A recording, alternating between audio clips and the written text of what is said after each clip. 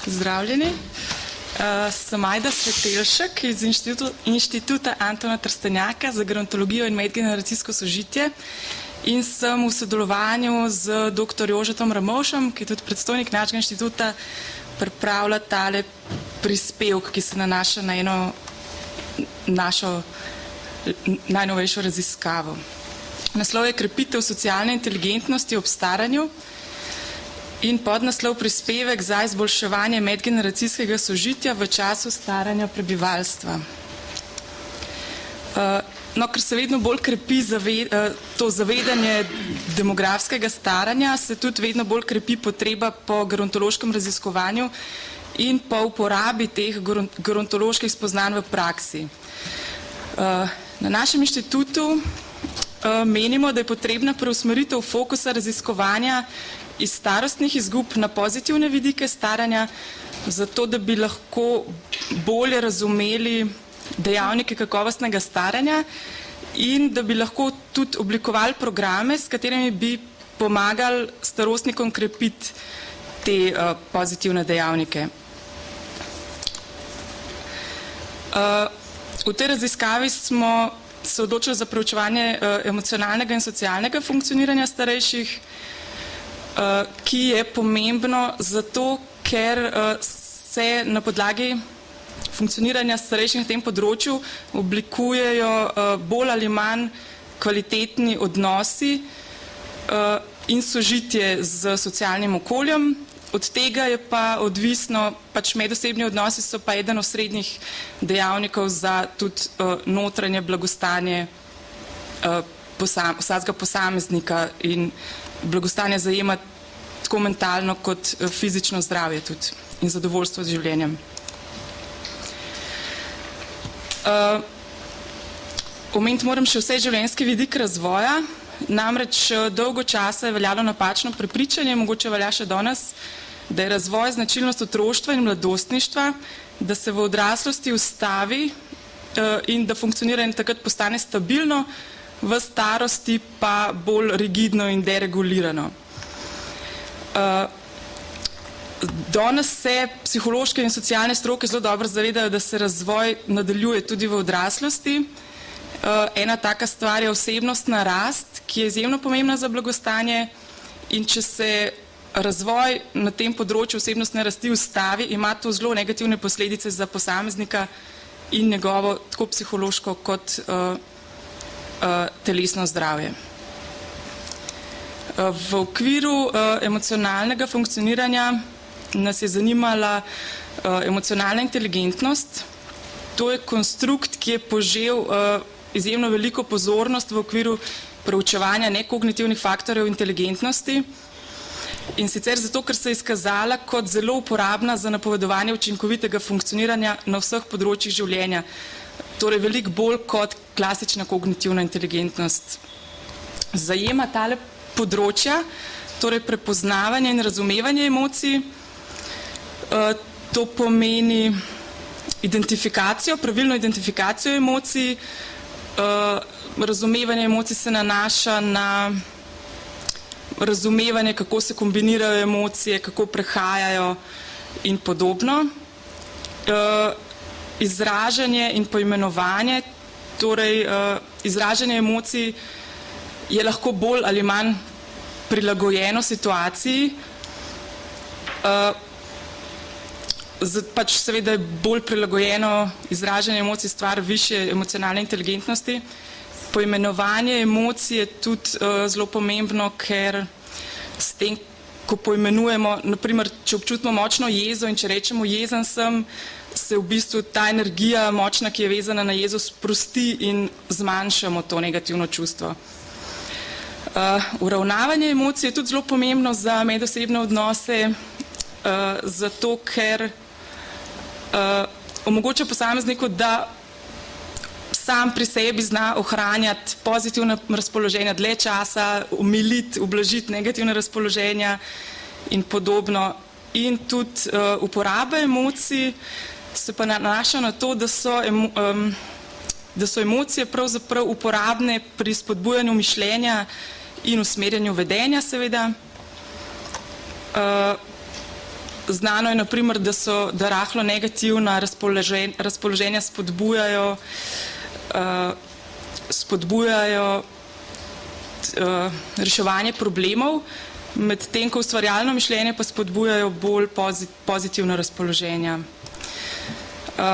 No, drug konstrukt, ki smo ga pa preučevali kot pokazatelja socialnega funkcioniranja, je pa socialna inteligentnost. To lahko opredelimo v okviru teh treh komponent, in sicer procesiranje socialnih informacij, socialne spretnosti in socialno zavedanje. Procesiranje socialnih informacij je sposobnost uporabe informacij, ki jih dobimo iz socialnega okolja, zato da razumemo druge osebe, da lahko predvidevamo njihove odzive, in se nanaša ta komponenta na v bistvu zaznavanje in prepoznavanje neverbalne komunikacije, obraznih izrazov in vedenja. Socialne spretnosti pomenijo, v bistvu kažejo učinkovitost posameznika pri tem, ko vstopa v socialne interakcije z nepoznanimi ali znanimi ljudmi in koliko učinkovito se prilagaja socialnim situacijam. Socialno zavedanje pa pomeni razumevanje in predvidevanje vedenja in odzivanja drugih oseb in predvsem razumevanje, kako naše vedenje vpliva na druge. Kaže se to socialno zavedanje v tem, kako pogosto nas neko socialno dogajanje preseneti, omogoča nam večjo občutljivost na zahteve socialnega okolja in s tem bolj socialno primerno vedenje.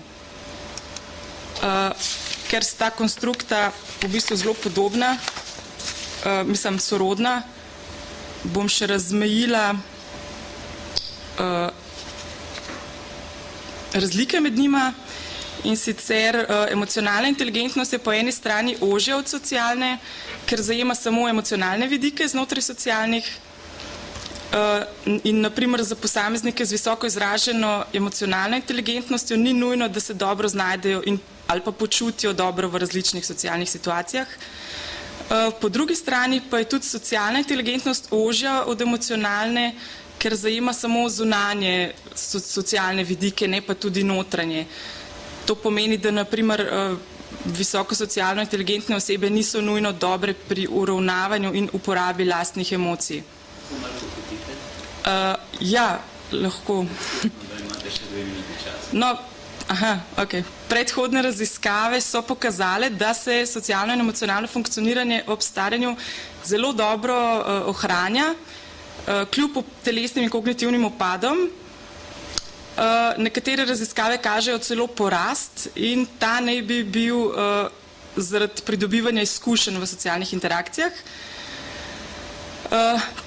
Pojasnjujejo to z ekspertnim socialnim znanjem, namreč, da ko se vključujemo v različne socialne situacije, pridobivamo vedno več socialnih informacij, iz katerih razvijemo vedno bogatejšo bazo socialnega znanja, ki nam potem pomaga pri prilagajanju socialnem.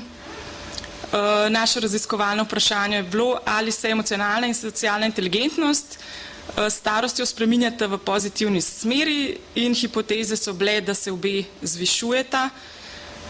Metoda sam na hiter, 219 je bil numerus, 65% žensk, starost od 18 do 99, torej zelo širok starostni razpon je bil zajet, 2 inštrumenta, en za merjenje emocionalne inteligentnosti, drug za merjenje socialne.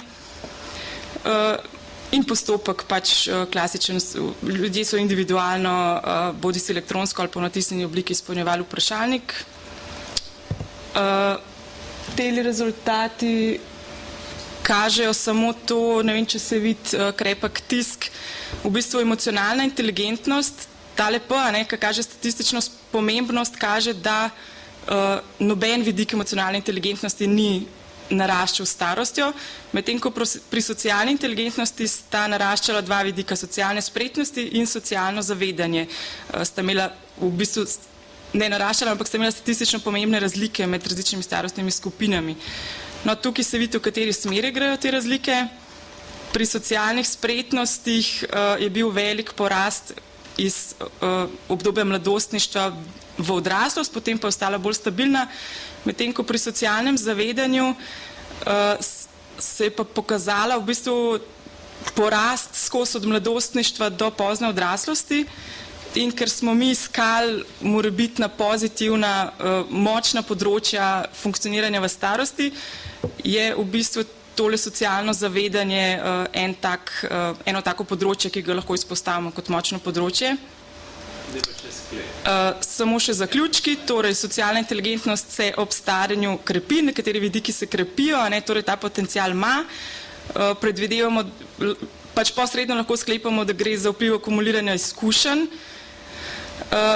in pač na našem inštitutu v bistvu se trudimo krepiti socialno inteligentnost z metodo skupinskega socialnega učenja, ki poteka v skupinah, kjer si posamezniki delijo izkušnje in primere dobre prakse in s tem jačajo to svojo bazo socialnega znanja. Ok, se tukaj ne bom ustavljala in viri. Ok.